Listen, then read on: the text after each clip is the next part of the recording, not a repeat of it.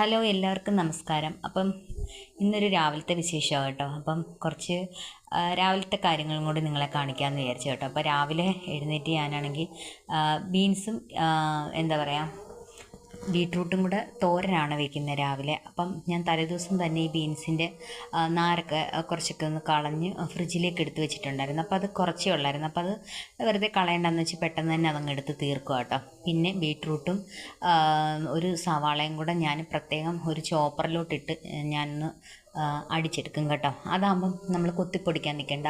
പക്ഷേ ബീൻസ് ആണെങ്കിൽ നമ്മൾ ഇങ്ങനെ ചോപ്പറിലോട്ട് ഇടുവാണെങ്കിൽ അത് ഒത്തിരി അങ്ങ് അരഞ്ഞു പോകും, അത് കൊള്ളില്ല തോരന്. അപ്പം രാവിലെ പിന്നെ ഞാനാണെങ്കിൽ വൻപയറുണ്ടായിരുന്നു, അത് വെള്ളത്തിലിട്ട് തലേദിവസമേ കുതിർത്ത് വെച്ചിട്ടുണ്ടായിരുന്നു. അതും രാവിലെ അടിച്ച് അതും ഒരു തോരനാക്കാമെന്ന് വിചാരിച്ചു. അപ്പോൾ 2 തോരനുണ്ട് കേട്ടോ ഇത്. അപ്പം ഒരു പൊതിച്ചോറായിരുന്നു ലക്ഷ്യം. പക്ഷേ പൊതിച്ചോറിനെക്കാട്ടി കാർത്തിക്കുട്ടി പറഞ്ഞു എനിക്ക് തട്ടത്തിൽ മതിയെന്ന് പറഞ്ഞു. അപ്പോൾ ദാ രാവിലെ തന്നെ ലില്ലിക്കുട്ടി വന്ന് രാവിലെ ദാ ഇരിപ്പുണ്ട് കേട്ടോ എൻ്റെ കൂടെ കൂട്ടിന് വേണ്ടിയിട്ട്. നമ്മുടെ കൂടെ ഇങ്ങനെ നടന്നോളും കേട്ടോ. അവളെന്തെങ്കിലുമൊക്കെ ഞുള്ളിപ്പറക്കി അവിടെ ഇവിടെയൊക്കെ ആയിട്ട് നടന്നോളും. അപ്പോൾ ദാ ഞാൻ ബീട്രൂട്ട് ഇതുപോലെ ചോപ്പറിലിട്ട് എടുത്തുകൊണ്ട് വന്നിട്ടുണ്ട്. പിന്നെ വൻപയർ ഞാനൊന്ന് വെള്ളമൊക്കെ മാറ്റി വെച്ച് കേട്ടോ. പിന്നെ കുറച്ച് ചിക്കൻ ഉണ്ടായിരുന്നു, അപ്പോൾ അതും എടുത്തൊന്ന് വെള്ളത്തിലോട്ടിട്ട് അതിൻ്റെ ഐസൊക്കെ ഒന്ന് കളഞ്ഞിട്ട് അത് ഞാൻ വേണ്ട ഒരു കൊച്ചു പീസാക്കി എടുക്കുന്നുണ്ട് കേട്ടോ. അപ്പോൾ ചിക്കൻ വറുത്തതും ഉണ്ട് കേട്ടോ. അപ്പം രാവിലെ എഴുന്നേൽക്കുമ്പം പിന്നെ ഞാൻ കുറച്ച് വിനാഗിരിയും കൂടെ ചിക്കനിലേക്ക് ഒഴിച്ചിട്ട് അതൊന്ന് കുറച്ച് നേരം ഒന്ന് ക്ലീൻ ചെയ്യാൻ വേണ്ടി വെക്കും കേട്ടോ.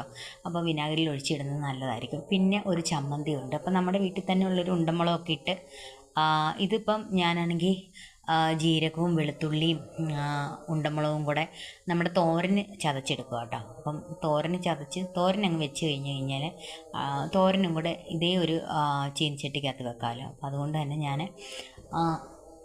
വൻപയർ അങ്ങ് കടുക് വറുത്തിടുകയാണ്. ആദ്യമേ എണ്ണ ഒഴിച്ച് ഞാൻ കടുക് പൊട്ടിച്ചു.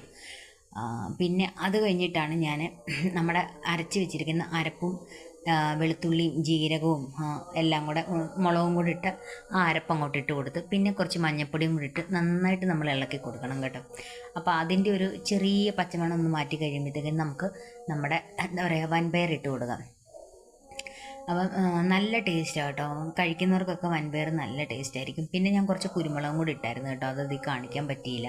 ഒരുപാട് സമയം പെട്ടെന്ന് ജോലി അങ്ങ് തീർക്കാമെന്ന് വിചാരിച്ചു. കാരണം കാർത്തിക്കുട്ടി കൊണ്ടുവിടാനും പോകണമല്ലോ. പിന്നെ തോരനുള്ള കടുവറുപ്പായി കേട്ടോ. പിന്നെ തോരൻ എണ്ണ ഒഴിച്ച് കടുക് ഇട്ട് തോരൻ അങ്ങോട്ട് ആക്കി വെച്ച് കേട്ടോ. അപ്പോൾ ഇതാണ് കാർത്തിക്കുട്ടിയുടെ ഇന്നത്തെ ചോറ്റുപാത്രത്തിലുള്ള സാധനങ്ങളൊക്കെ കേട്ടോ. പാത്രത്തിൽ ചിക്കൻ വറുത്തത്, ചമ്മന്തി, ചോറ്, തോരന് എല്ലാം ഉണ്ട് കേട്ടോ. ഇതായിരുന്നു എൻ്റെ ബ്രേക്ക്ഫാസ്റ്റ്.